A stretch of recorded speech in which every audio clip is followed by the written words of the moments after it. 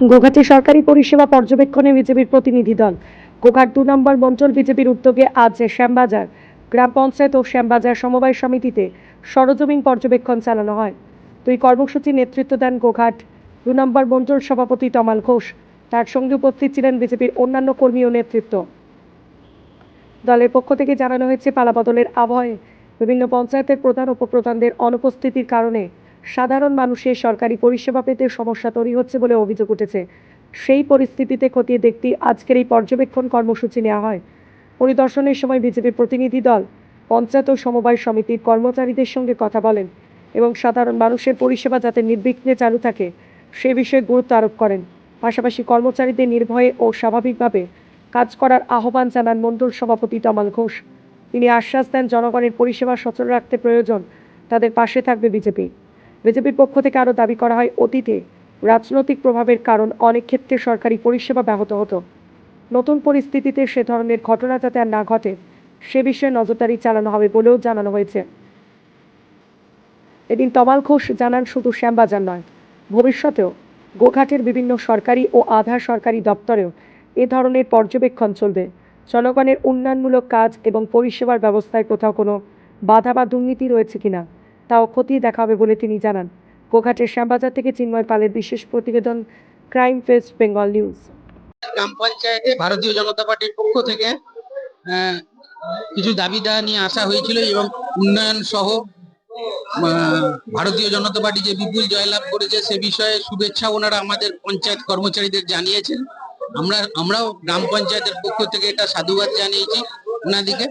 আমাদের এমপ্লয়ির পক্ষ থেকে, কর্মচারীদের পক্ষ থেকে যতখানা যে উত্তর দেয়া যায় আইনের মধ্য থেকে আমরা সেইটা ওনাদের সহযোগিতা করেছি এবং গ্রাম পঞ্চায়েত সচল রাখতে আমরা কর্মচারীদের পক্ষ থেকে 100% সবসময় জনগণের পাশে আছি বা থাকবো। আর ওনাদের আরো একটা দাবি, যেটা প্রধান সাহেব আসছে না, ওনার ওটা রাজনৈতিক ব্যাপার, এই ডিসিশনটা আমরা নিতে পারিনি, তবে ওনাদের দাবিটা আমরা প্রধান সাহেবের কাছে পৌঁছাবো যাতে উনি নিয়মিত অফিস করেন এবং পাবলিককে তার পরিষেবা দেন। এখন পর্যন্ত সেই ধরনের কোনো পাবলিকের পরিষেবার ক্ষেত্রে গ্রাম পঞ্চায়েতের কোনো সমস্যা হয়নি, বৃহত্তর কোনো সমস্যা হয়নি। তবে কিছু সংখ্যক ব্যক্তির বা জনগণের হার্ড কপি সাইন প্রধান সাহেবের দরকার, যেগুলোর ক্ষেত্রে জনগণ কিছু কেমন ফিরে যাচ্ছে। আমরা আশা করছি আগামী দিনে এটা অতি দ্রুত সলভেশন হয়ে যাবে। আমাদের আজকে যে মূলত কর্মসূচি ছিল, আমরা ভারতীয় জনতা পার্টির আমাদের গোঘাট মন্ডল 2 এর নেতৃত্বে এবং আমাদের যে এমএলএ প্রশান্ত অধিকার তার নির্দেশ মতো আমরা পঞ্চায়েতে গেছিলাম। পঞ্চায়েতে ভোট পরবর্তী ক্ষমতার বদলের পর সেখানেতে কাজকর্ম ব্যাহত হচ্ছে, যাতে সে কাজকর্ম সচল করা যায় এবং যে দুর্নীতি তার খোঁজ লাগাতে আমরা পঞ্চায়েতে গিয়েছিলাম। পঞ্চায়েতের স্টাফেদের সঙ্গে বসেছিলাম, আমরা কিছু মতামত আদান বিনিময় করলাম। সেখানেতে যে কাজ বন্ধ ছিল তারা আমাদেরকে আশ্বাস দিয়েছে সে কাজ খুব দ্রুত চালু করা হবে এবং আমরা আশ্বাস দিয়েছি আমরা তোমাদেরকে সব রকম ভাবে সহযোগিতা করব। এই কথা শেষে আমরা এখন মোটামুটি এটা আশা রাখবো যে পঞ্চায়েতের কাজ খুব দ্রুত, যেগুলো ব্যাগত ছিল সেগুলো ভালোভাবে হবে, পেন্ডিং কাজ এখনই রানিং হবে এবং পরবর্তী কাজ আমরা যেসব এলাকায় কাজ করা হয়নি বিজেপি করে বলে বা সেই পাড়ায় বিজেপির ভোট বেশি বলে আর সেই পাড়ায় কাজ না করে তৃণমূল পাড়াতে বেশি বেশি কাজ করা, এই যে অভিযোগ আমাদের কাছে ছিল সেই অভিযোগও সেখানে রাখা হয়েছে, যাতে আমরা ধর্ম, মত, রাজনৈতিক দল, আর তৃণমূল, বিজেপি, সিপিএম না দেখে আমরা যেন সবারই জন্য, মানুষের জন্য কাজ করতে পারি, এই আমাদের লক্ষ্য। সেই জন্য আমরা মত আদান প্রদান করে আমরা একটা সহমতি এসেছি। আগামী দিনে দেখি কতটা কাজ আমরা সামনের দিকে এগিয়ে নিয়ে যেতে পারি।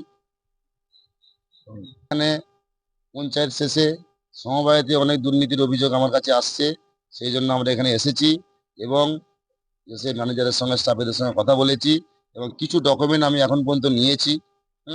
এই ডকুমেন্ট যাচাই করব।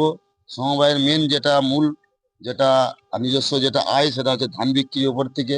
ধান বিক্রি কোনো দুর্নীতি করা হয়েছে নাকি, কোনো নেতার নামে বেশি বেশি করে অর্ডার নিয়ে বেশি করে ধান ঢুকানো হয়েছে নাকি, এবং যে ডিভল্টার যারা আছে তারা কতটা তার আর্থিক কারণের জন্য দিতে পারেনি এবং কতটা ইচ্ছে করে দেয়নি, সেটা আমরা যাচাই করব এবং আমরা সমস্ত ডিভল্টারকে আমরা তাদের বাড়ি বাড়ি যাব প্রয়োজনেতে। আমরা সবকিছু করে যাতে আমরা সেই ডিফল্টারদেরকে আমরা যাতে কারেন্ট করতে পারি, সে উদ্যোগ আমরা নিয়েছি। এই জন্য এখানে আসা। এবং ম্যানেজার আশ্বস্ত করেছেন যে যেটুখানি যা আছে আমাদেরকে ডকুমেন্টেশন দিবেন এবং আমরা সেখান থেকে কি দুর্নীতি আছে খুঁজে বের করে তার মতো ব্যবস্থা নেব।